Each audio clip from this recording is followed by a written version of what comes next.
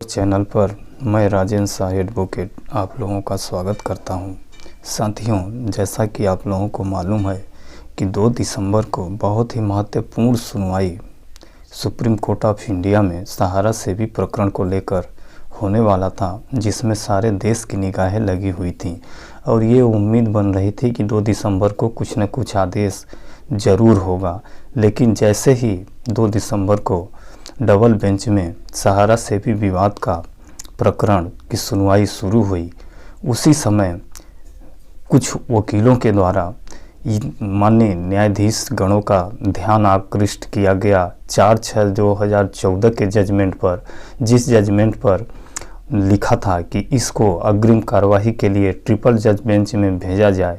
इस ओर ध्यान दिलाने के बाद प्रकरण की कार्यवाही स्थगित कर दी गई और प्रकरण को पुनः ट्रिपल जज बेंच में लिस्टिंग करने हेतु माननीय चीफ जज की ओर भेज दिया गया। साथियों, आज 6 दिसंबर है।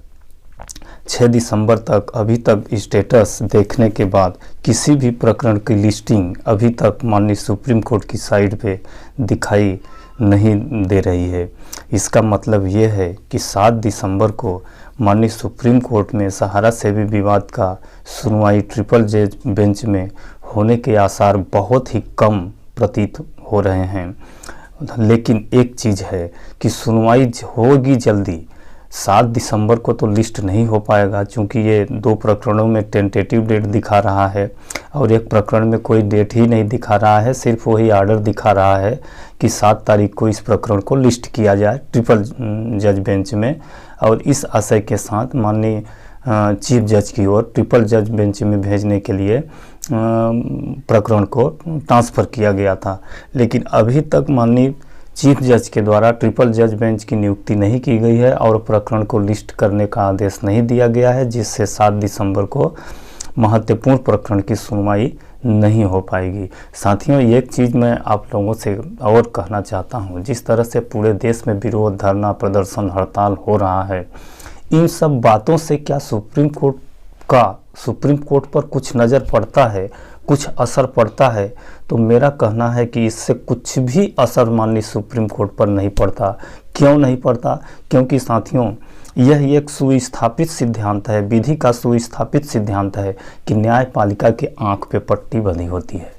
जब न्यायपालिका के आँख में पट्टी बंधी होती है तो आप देश भर में धरना, प्रदर्शन, आंदोलन कुछ भी करेंगे, उससे न्यायपालिका पर कोई असर नहीं पड़ेगा और उसको देखकर न्यायपालिका कोई जजमेंट या कोई आर्डर पास करे, ये भी संभव नहीं है।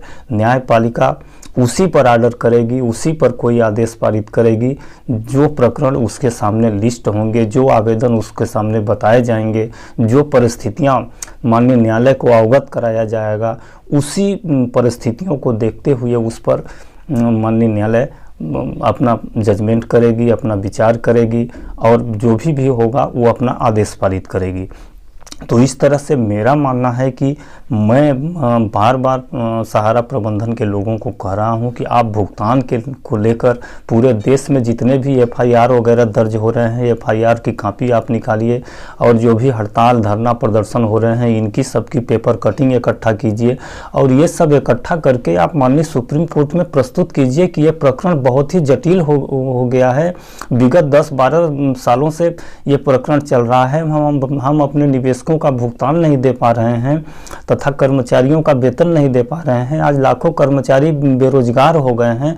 इन सब परिस्थितियों से जब हम माननीय न्यायालय को अवगत कराएंगे तो निश्चित रूप से इस प्रकरण को त्वरित सुनवाई में लिया जाएगा और डे बाय डे कार्रवाई करके इसका निराकरण किया जाएगा। क्योंकि बहुत सारे प्रकरण जो 2022 में दायर हुए, 2021 में दायर हुए, 2020 में दायर हुए, सारे प्रकरण डिस्पोज हो चुके हैं। लेकिन ये प्रकरण 2012 से चल रहा है और अभी तक डिस्पोज नहीं हुआ है। तो इसमें कहीं ना कहीं सहारा प्रबंधन की लापरवाही है। सहारा प्रबंधन जो अपने वकीलों की एक फौज खड़ा कर दिया है, लगभग 70-75 वकील हैं इस प्रकरण को देखने के लिए, लेकिन सारे वकील सिर्फ मौन धारण किए हुए हैं और सहारा प्रबंधन भी चाहता है किसी तरह से ये प्रकरण चलता रहे। अब उसकी मंशा क्या है ये समझ से परे है। क्या वो वाकई में अब अपना सहारा कोऑपरेटिव सोसाइटी या सहारा इंडिया का व्यवसाय जो भी बैंकिंग क्षेत्र का है उसको आगे चलाना चाहता है, या इसी तरह से कानूनी अड़चनों में फंसा के यहीं पे बंद करना चाहता है, क्या अपने आप को दिवालिया घोषित करना चाहता है, ये समझ से परे है। अगर वो चलाना चाहता है तो इस तरह से प्रयास करना चाहिए। उनको माननीय मोदी जी से मिलना चाहिए, माननीय राष्ट्रपति जी से मिलना चाहिए और इस गंभीर मसले पर चर्चा करना चाहिए। वित्त मंत्री जी से मिलना चाहिए कि इसमें देखिए पूरे देश भर के लोगों की समस्या है, ये हमारी समस्या नहीं है। तो जब पूरे देश के लोगों की समस्या है तो निश्चित रूप से इस पर सरकार अमल करेगी, और सरकार जब अमल करेगी तो सेबी की ओर से वो भी कुछ न कुछ जो उसका कड़ाई से जो विरोध कर रहे हैं उसमें भी नरमी आएगी। और जब कुछ नरमी सेबी की ओर से आएगी और कुछ कड़ाई अगर सहारा की ओर से किया जाए तो निश्चित रूप से इस प्रकरणों का समाधान हो सकता है और इसका जजमेंट हो सकता है। लेकिन न तो इस पर सहारा प्रबंधन ध्यान दे रहा है और न ही सरकार ध्यान दे रही है। इसमें बेचारे निवेशक पीसते जा रहे हैं।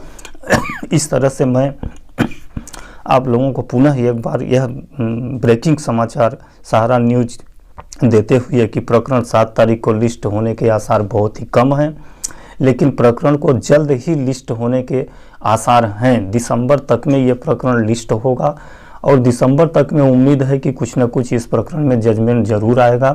तब तक के लिए न्यू अपडेट के लिए आप लोग कृपया हमारे चैनल को सब्सक्राइब कर लें और वीडियो अगर अच्छा लगा हो तो लाइक करें, शेयर करें।